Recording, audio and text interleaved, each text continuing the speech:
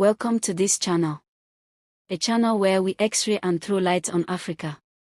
Her serious tribes, their culture, their origin, their strength, their weaknesses, their belief, and their gods.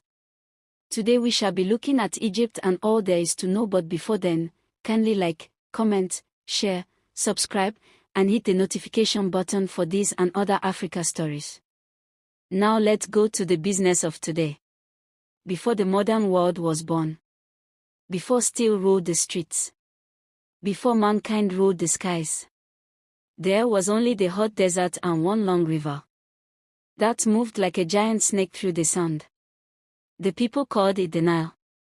And wherever the Nile passed, life followed. That river gave birth to a great land. A land whose name would travel far and wide. Egypt. In the early days, the people lived in small villages beside the river. They farmed. They fished. They prayed. But the villages were many. And the rulers were many too. Until one day, a strong king came from the south. His name was Menes. He walked into the north not with begging, but with power. And like a man tying two stubborn goats with one rope, he joined the north and the south into one land. And that was the day Egypt became one nation. The people beat drums. The elders poured libation. The children danced. Egypt was born. The Egyptian people believed the world was full of spirits. They believed the sun was not just fire in the sky. The sun was Ra, the great god, who sailed across heaven in a golden boat. At night, Ra entered the underworld to fight darkness. And every morning, he returned with light. They believed death was not the end. Oh no. Death was only a journey.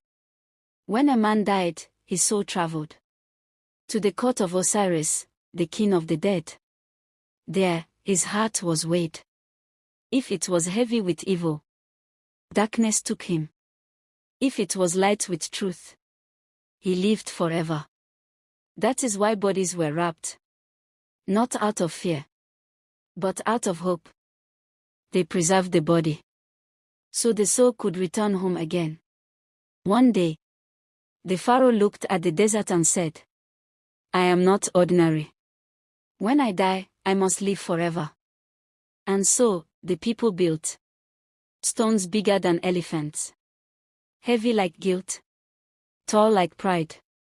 Block by block, dust by dust,